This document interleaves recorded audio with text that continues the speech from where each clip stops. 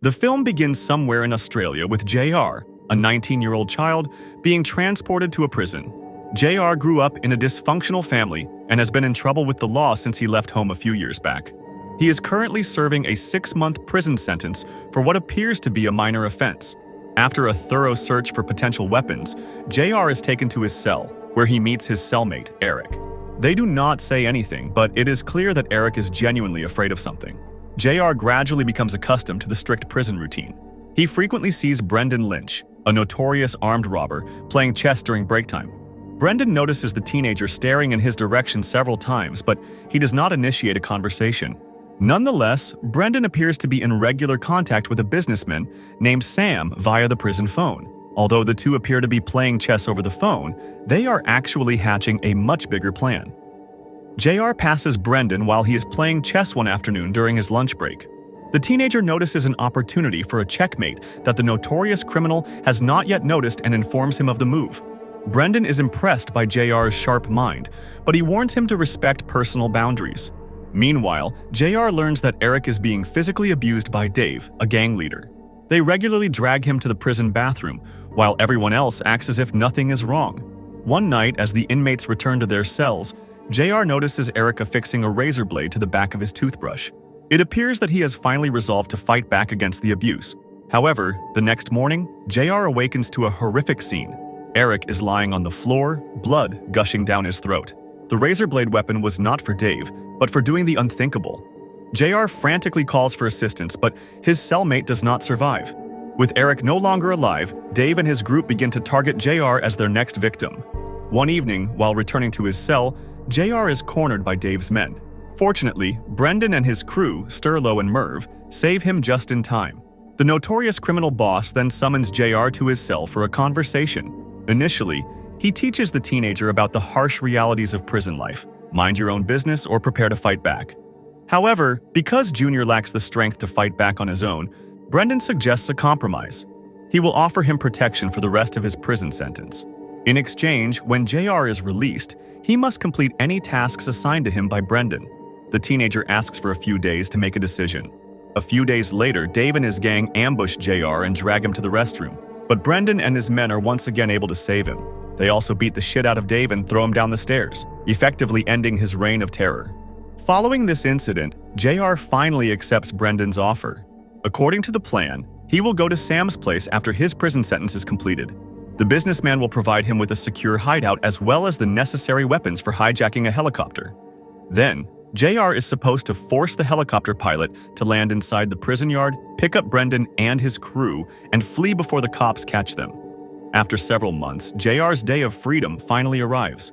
Just as instructed, the teenager goes straight to Sam, who hands him a beachside apartment and a briefcase containing Brendan's belongings. Later that evening, JR arrives at the apartment and is astounded by the breathtaking views that surround it. He opens the briefcase and discovers fake passports, new clothes, and a pistol inside. That night, a lovely young woman named Tasha visits his apartment to use the bathroom. She is one of several women Sam keeps around and employs for various tasks. She gives JR cash and a cell phone so he can receive important instructions. The teenager is clearly smitten by her beauty, but as soon as her task is completed, she leaves. Next, JR visits the trailer of a retired soldier known as Private Wilson. As Brendan instructed, he obtains a variety of advanced assault weapons from Wilson. After a brief lesson on how to deal with them, JR visits a local tour agency, which arranges helicopter flights and books tours. Mid-flight, he pulls a gun from his briefcase and orders the pilot to aim it at the prison. Meanwhile, Brendan, Merv, and Sterlo use a makeshift knife to hold a prison guard hostage.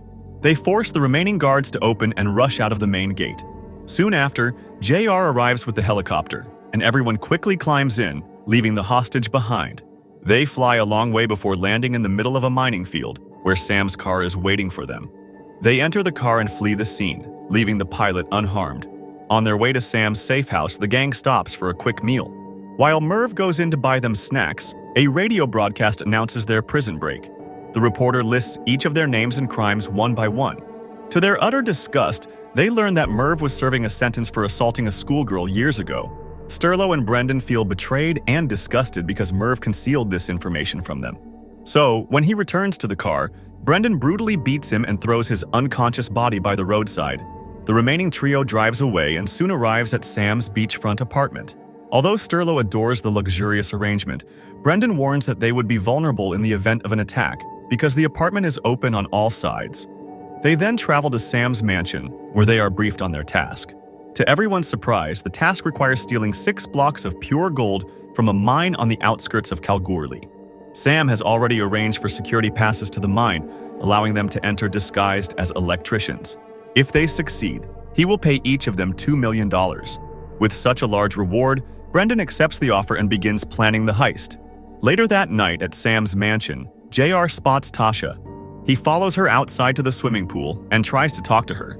But just then, Sam's impulsive nephew Josh arrives and pushes him into the water. JR, who does not know how to swim, begins struggling and gasping for air. But Tasha comes to his rescue, dragging him out of the water. Brendan intervenes and breaks up the argument between the two men. Later, as an embarrassed JR walks through the streets, Tasha arrives in her car and invites him to a Chinese restaurant. During dinner, he asks why she stays with someone old like Sam when she appears to have enough money on her own. In response, she tells the story of the last girl who tried to flee. She was tracked down and killed. Brendan expresses his rage the next morning over the previous night's episode involving JR and Josh. As a perfectionist, he chastises JR for allowing a woman to distract him from his task at hand. Later that afternoon, they relocate to a new hideout set up by Sam, a rather discreet location deep in Kalgoorlie's suburbs. Brendan and Junior then travel to the gold mine, where they investigate the area and plan their heist. The scene then shifts to the day of the heist, with the entire group, including Josh, entering the mine. They are disguised as ordinary-looking electricians. Outside, Brendan's friend and local race car driver Steve waits in a getaway vehicle. He also keeps an eye out for any potential police arrivals at the mine. As directed, JR climbs into the mine's ventilation duct and crawls into the room where impure gold is processed into solid blocks. He suddenly descends from the ventilation duct and holds everyone hostage with his gun. This prevents the workers from sounding the panic alarm, allowing the rest of the crew to enter undetected. Once inside, Brendan takes the initiative and orders 2 employees to carry out the process of converting the flowing liquid gold into solid bars. Just as everything was going well, Josh panicked and shot an employee in the leg. Brendan, furious, teaches him a lesson by punching him in the face. However, the damage has already been done, as Steve alerts them to approaching police sirens. Brendan and the rest of the crew load up 6 bars of gold and begin their exit strategy. They successfully reach the mine's outer perimeter while disguised as workers. They then use the hostages as shields and escape the mine in their getaway vehicle. However, several police cars begin chasing them, firing continuously at their vehicle.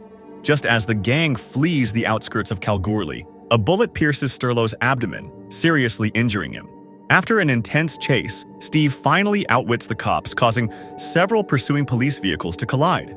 But at this point, Sterlo realizes he's not going to make it. With his last breath, he asks that his share of the stolen gold be given to his young daughter. The group is devastated by his passing, but they have no choice but to move forward. Later, they hide their vehicle inside a truck and drive to their safe house. But Sam tells them to dispose of the car first and remove any evidence. Brendan and JR drive the car to a remote location, torch it while Sterlo's body is still inside, and then push it off a cliff. While returning to their safe house, JR receives a message from Tasha informing him that Sam has double-crossed them. This worries the duo, so they sneakily visit a grave where Brendan has hidden some money. They know Sam will convert the gold into cash in Melbourne, so they pack their bags and take a train to the same city. On the train, JR reconnects with Tasha, and the two end up hooking up in the restroom. After arriving in Melbourne, they find a cheap motel to stay in so as not to attract unwanted attention. Brendan, on the other hand, is not pleased with their developing romance. One night, while Tasha is out getting takeaway food, he warns JR that her promiscuous past may jeopardize their future plans. Brendan promises to give Junior more money if he cuts ties with her. Unfortunately, Tasha witnesses the exchange and is deeply hurt. She flees in frustration, but JR pursues her, desperate to explain his side of the story. Tasha instead warns JR that once the job is finished, Brendan may abandon him, just as he suggested doing with her. Meanwhile, one of Sam's hitmen, Wayne, tracks down the motel and discovers Brendan inside. He points his gun at him and informs him that Sam has placed a price on his head. Brendan, on the other hand, takes advantage of the situation by convincing Wayne that Sam has also cheated him. He then requests his assistance and promises to compensate him with a larger sum of money. Wayne, who is greedy, accepts the offer right away. The next morning, JR and Brendan set out for the location where Sam was supposed to turn in the bricks of good. They arrive just in time to see Josh deliver the briefcase containing the gold bars to the dealer. Suddenly, their interaction is interrupted by Wayne, who arrives unexpectedly in his pickup truck. He charges at them at full speed and slams his truck into Josh's car, killing several men in the process. Brendan seizes this opportunity to eliminate the remaining men and retrieve the briefcase. With the first part of their mission completed, JR and Brendan head to Sam's house because they have a score to settle with him. Brendan shoots Sam twice in the abdomen as soon as he arrives.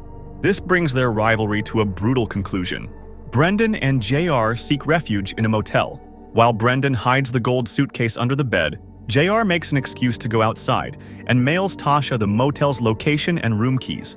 The two then buy a boat for themselves, intending to leave the country permanently. Brendan and JR left early the next morning in their boat. Brendan, as Tasha had warned, betrays the teenager by offering him only a small portion of the gold. However, after spending months with a master criminal like Brendan, JR has learned a few tricks of his own. He had anticipated this betrayal, so he boldly admits that he had given Tasha the motel's location. She then took the gold bars, replaced them with useless stones, and hid the original somewhere. Brendan, enraged by the revelation, drags JR into the water, where they engage in a violent scuffle.